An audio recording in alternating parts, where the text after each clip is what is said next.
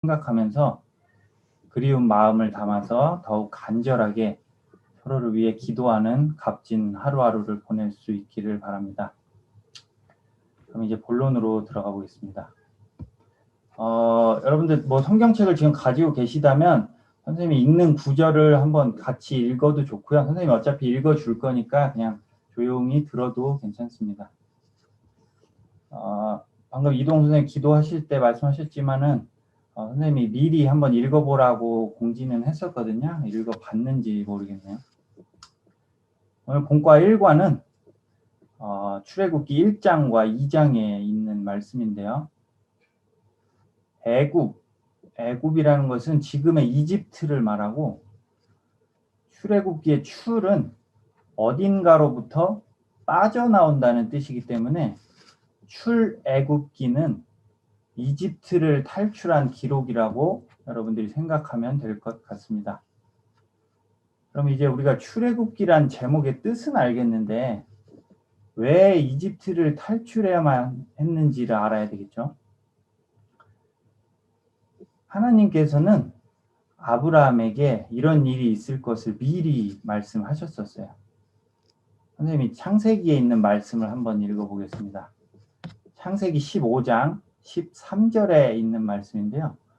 선생님은 그 새번역 버전으로 읽었거든요. 현대인의 성경 버전인데 선생님 읽어보겠습니다. 주님께서 아브라함에게 말씀하셨다. 너는 똑똑히 알고 있거라. 너의 자손이 다른 나라에서 나그네 살이를 하다가 마침내 종이 되어서 400년 동안 괴로움을 받을 것이다. 하나님께서 아브라함에게 말씀하신 이 다른 나라라는 게 바로 애굽인 것입니다. 창세기와 출애굽기는 성경책 순서적으로만 붙어 있는 것이 아니고 실제 내용도 이어지는데 창세기의 마지막에 배운 요셉이란 인물 다음으로 출애굽기에서는 모세라는 인물이 등장하고 하나님께서 이 모세를 통해서 이스라엘 민족을 어떻게 구원하시는지 우리들에게 생생하게 보여주십니다. 그럼 1장의 내용을 한번 살펴보겠습니다. 1장 8절을 보게 되면은 요셉을 알지 못하는 새 왕이 일어났다라고 하고 있는데 선생님이 조금 더 설명을 보태자면 요셉 때의 애굽 왕은 이집트 순수 혈통이 아니었습니다. 무슨 말이냐면 지금 표현으로 하자면 외국인 출신인 사람이 왕이 되었다는 말입니다. 그런데 오늘 배울 모세 때의 이 새로운 왕은 이집트 순수 혈통의 왕이었고 이 사람은 이방인, 즉 외국인들을 별로 좋아하지 않았습니다. 그래서 이들을 향해서 아주 강력한 명령을 내리게 되는데 오늘 본문 1장의 9절, 10절, 15절, 16절 말씀인데요. 선생님이 천천히 한번 읽어보겠습니다. 그 왕이 자기 백성에게 말하였다. 이 백성 곧 이스라엘 자손이 우리보다 수도 많고 힘도 강하다. 그러니 이제 우리는 그들에게 신중히 대처하여야 한다. 그렇게 하지 않으면 그들의 수가 더욱 불어날 것이고 또 전쟁이라도 일어나는 날에는 그들이 우리의 원수들과 합세하여 우리를 치고 이 땅에서 떠나갈 것이다. 이집트 왕은 시브라와 부하라고 하는 히브리 산파들에게 이렇게 말하였다. 너희는 히브리 여인이 아이 낳는 것을 도와줄 때에 잘 살펴서 낳은 아기가 아들이거든 죽이고 딸이거든 살려두어라. 여러분들에게 산파라는 말이 좀 어색하게 들릴 텐데 지금은 산부인과에서 의사 선생님이 아기가 태어나는 걸 도와주시지만 옛날에는 연세가 많으신 할머님들께서 산부인과 의사 선생님의 역할을 했다고 생각하면 되겠습니다. 이렇게 이스라엘 사람들의 숫자가 계속해서 늘어나자 왕은 그 숫자를 줄여보겠다고 남자 아기를 모두 죽이라는 끔찍한 명령을 산파들에게 내리게 되는데 애굽 왕 바로는 당시 최고의 권력을 가진 사람이었음에도 이렇게 눈에 보이는 숫자를 두려워해서 죽이는 일을 선택한 반면에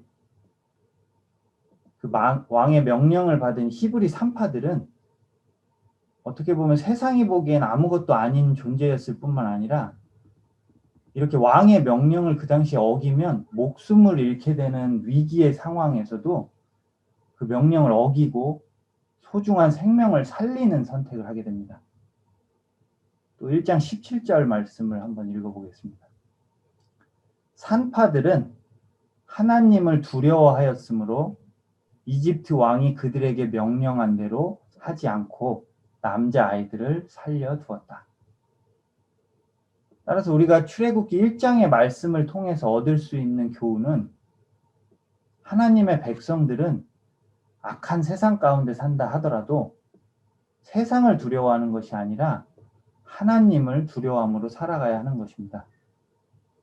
이 말씀을 마태복음 10장 28절에는 예수님께서 말씀하신 게 있는데 우리 친구들도 이 말씀을 꼭 기억하길 바랍니다. 선생님 읽어보겠습니다. 마태복음 10장 28절입니다. 몸은 죽일지라도 영혼은 죽이지 못하는 일을 두려워하지 말고 영혼도 몸도 둘 다 지옥에 던져서 멸망시킬 수 있는 분을 두려워하여라. 하나님을 두려워했던 산파들의 지혜로 1차 위기는 넘겼지만 왕이 더욱 센 명령을 내리면서 출애굽기 1장이 끝이 납니다. 마지막에 보면 22절 말씀에 보면 마침내 바로는 모든 백성에게 명령을 내렸다. 갓 태어난 히브리 남자아이는 모두 강물에 던지고 여자아이들만 살려두어라. 그렇게 2장으로 우리가 넘어가게 되면 우리가 기다렸던 모세의 탄생 이야기가 나옵니다. 2장 2절을 보게 되면 재밌는 표현이 나오는데 여자가 임신을 하여 아들을 낳았는데 그 아이가 하도 잘생겨서 남이 모르게 3달 동안이나 길렀다. 지금은 말씀 시간이기 때문에 당장 부모님께 여쭤볼 수는 없겠지만 이따가 분반 시간이 끝나고 부모님께 이렇게 한번 꼭 여쭤봤으면 좋겠습니다. 제가 태어났을 때 예뻤나요? 이렇게 물어봤을 때 부모님께서 아니 못생겼었지 이렇게 대답하실 부모님은 아마 한 분도 안 계실 겁니다. 세상에 자기 자식이 예쁘지 않은 부모가 있을까요? 모세의 부모도 마찬가지였을 것입니다. 그런데 우리는 이 성경 말씀을 절대 오해해서는 안 됩니다. 아, 모세는 잘생겼으니까 살아남은 거구나. 나는 못생겼으니까 그 당시에 태어났더라면 그 다음은 상상에 맡기겠습니다. 여기서 잘생겼다라는 표현은 사도행전 7장 20절을 보면 좀 더 자세히 알 수가 있는데 선생님 읽어보겠습니다. 그때 모세가 낳는데 하나님 보시기에 아름다운지라. 여기서 보시기에 아름다웠다 이 말씀은 창세기에서 하나님이 천지를 창조하실 때 계속해서 나온 보시기에 좋았더라 라는 표현과 같은 뜻으로 쓰인 것입니다. 이렇게 하나님 보시기에 아름다웠던 모세였지만 그는 축복 가운데 태어난 것이 아니라 나일강에 던져질 운명을 가지고 태어나게 됩니다. 왕의 명령을 거역할 수 없었던 모세의 어머니는 갈대 상자를 구해서 결국 모세를 나일강에 띄워보내게 되는데 여기서 상자라는 말은 히브리어로 테바라고 하는데 우리가 창세기에서 배웠던 노아의 방주를 얘기할 때도 같은 단어를 씁니다. 노아의 방주와 모세가 죽고 사는 문제가 달린 이 상자는 두 가지의 공통점이 있는데 한 가지는 물에 뜰 수 있게 만들어졌다는 것이고 중요한 의미를 가진 나머지 한 가지는 방향을 정할 수 있는 키가 없다는 것입니다. 자동차에서 이 핸들 아시죠? 그 키. 무슨 뜻이냐면 노아와 노아의 가족들을 구원하신 방주와 모세를 나일강에서 구원하신 이 갈대 상자처럼 죄악이 가득한 이 세상 속에서 우리들의 삶의 방향을 결정하시고 그 모든 것을 주관하시며 구원해 주실 분은 오직 하나님 한 분뿐이라는 것입니다. 또한 우리는 2장 5절부터 10절까지의 내용을 보게 되면 물에 던져져서 죽음의 직전까지 몰렸던 최악의 상황에서 하나님이 모세를 향한 최선의 방법을 준비하셨다는 것을 알 수 있습니다. 하나님께서는 왕의 명령에 따라 강물에서 죽어야 할 모세를 왕의 딸, 즉 공주의 눈에 띄게 하셔서 모세라는 이름의 뜻과 같이 물에서 건져 주셨을 뿐만 아니라 친어머니의 젖을 먹으며 성장하게 하시고 이집트의 왕자로서 최고의 학문과 혜택을 누리면서 장차 이스라엘의 지도자로 준비시키셨던 것입니다. 그렇게 이집트의 왕자로 지낸 지 40년, 모세는 왕자로서 권력도 있었고 지식도 풍부했고 이제 자신의 동족인 이스라엘 사람들을 위해서 자신이 뭔가 할 수 있다는 자신감이 생겼습니다. 11절과 12절 말씀입니다. 세월이 지나 모세가 어른이 되었다. 어느 날 그는 왕궁 바깥으로 나가 동족에게로 갔다가 그들이 고되게 노동하는 것을 보았다. 그때 그는 동족인 히브리 사람이 이집트 사람에게 매를 맞는 것을 보고 좌우를 살펴서 사람이 없는 것을 확인하고 그 이집트 사람을 쳐 죽여서 모래 속에 묻어버렸다. 사람을 쳐 죽일 정도면 모세는 아마도 체격도 크고 힘도 좋았던 것 같습니다. 모든 면에서 자신감이 충만했던 모세.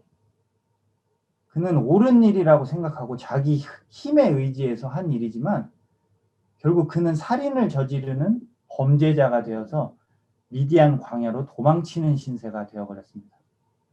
12절에 좌우를 살펴서라는 말씀을 우리는 꼭 기억해야 합니다.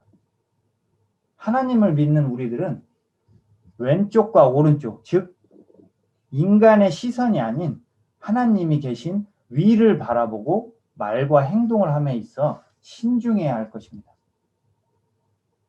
왕자의 신분에서 살인자, 도망자의 신세가 된 모세를 하나님께서는 미디안 광야 40년의 기간을 통해서 자기의 생각과 자기의 힘을 의지하지 않고 오직 하나님만 의지하는 하나님의 사람으로 훈련시키십니다. 23절 말씀을 보게 되면 세월이 많이 흘러 왕은 죽었지만 이스라엘 민족의 힘든 노예 생활은 계속되었고 그들은 하나님께 힘들다고 부르짖었습니다.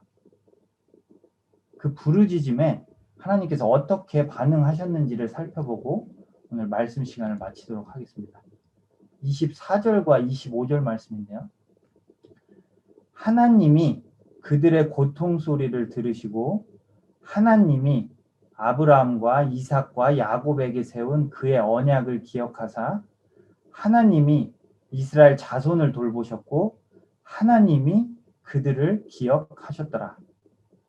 이렇게 하나님이로 시작하는 네 문장 속에 우리들에게 하나님께서 하시는 말씀 모든 것이 들어있습니다.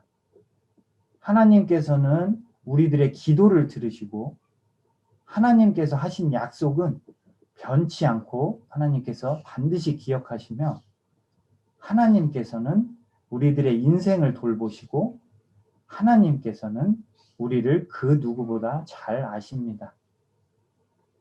아까 처음에도 말했지만 코로나로 인해서 우리는 지금 힘든 시기를 지내고 있습니다. 하지만 우리가 간절한 마음으로 하나님께 기도할 때 하나님께서는 우리의 기도를 들으시고 우리에게 하신 약속을 기억하실 것이며 우리를 또 돌보시고 세상 그 누구보다 우리를 잘 아시기 때문에 우리들의 연약한 마음도 지켜주실 것입니다.